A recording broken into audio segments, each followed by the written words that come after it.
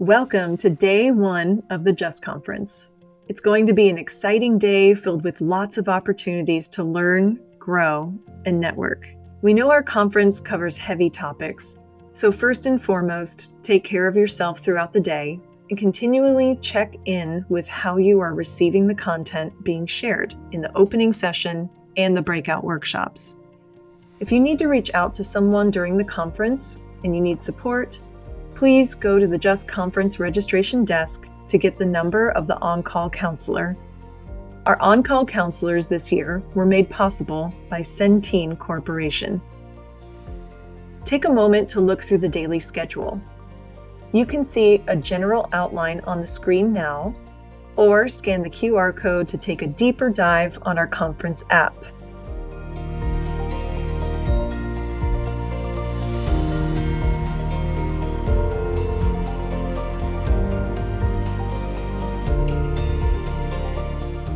Now, it's time for a quick Did You Know moment to help you better understand what Shared Hope is all about.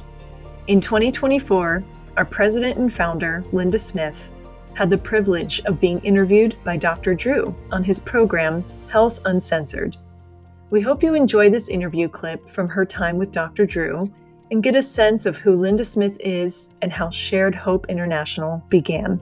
I have the absolute privilege to sit next to the incredible Linda Smith, founder and CEO of Shared Hope International. Linda, we appreciate you being here. How did this happen to you? How did you get involved? I thought they were exaggerating. I was in Congress, and so everybody exaggerates, right?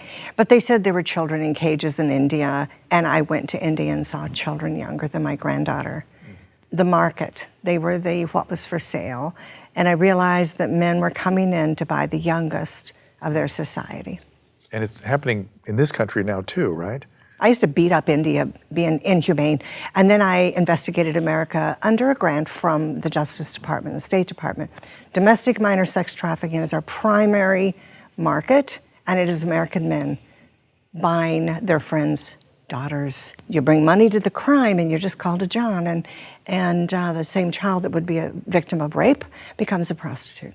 Right, and then once that child is essentially reenacting the trauma of her past, now she becomes a criminal and the system works against her. The system does harm these girls and boys, because you find when they established the National Center for Missing and Exploited Children, Ernie Allen found there were more trafficked boys. They didn't call it then. It was exploited boys. Mm-hmm. So the National Center for Missing and Exploited, and he kept saying, Linda, that is the base for the missing children and the victimized children in the United States. What would you say to someone who's listening to our conversation who thinks to themselves, well, that seems impossible, not in this country?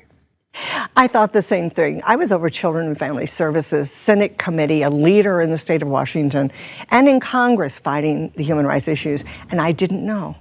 So I would assume they just don't know. And why this program is so important is when they know, they'll realize that we're re-victimizing these women and children, and many are still in prison that shouldn't be there. What are the key things you've learned, and how have they changed you? I found out that I really didn't understand.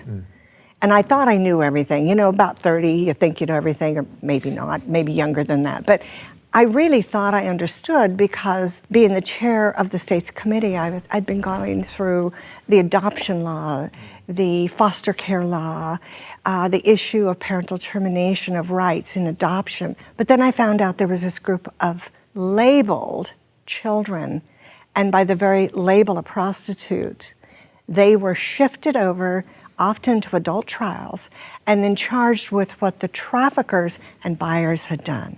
We saw on the tape Brianna talking a little bit about the grooming process. Help people understand how that works.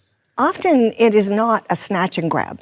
You'll see movies like Taken or whatever, and you'll go, these are snatch and grabs. Somebody goes and gets these kids and then they're selling them. That's really a deception, because I've only met a couple in all the 25 years I've been dealing with this all over the world. It's normally playing on what the girl thinks. In this country, how many kids are estimated to be trafficked? You know, it is often the dilemma of bad guys don't report and kids don't know even where they are and they don't identify. Right. Hundreds of thousands. The National Center has some of the best projections, and they're in the hundreds of thousands, but they will tell you they can't tell for sure. So we use over 100,000. But if it were Yvonne, if it was Brianna, if it were Tiffany, if it were Kim, if it were Talicia, one has to be enough, right? It has to be enough. I would say it's hundreds of thousands, and what's worse is so many of them. As we were passing the laws over this last 13 years in the United States, for the states, of these kids were put in prison like Yvonne. Thank you, Linda. Appreciate it. Incredible work. And for more information, go to sharedhope.org. Sharedhope, one word, .org. Don't go away.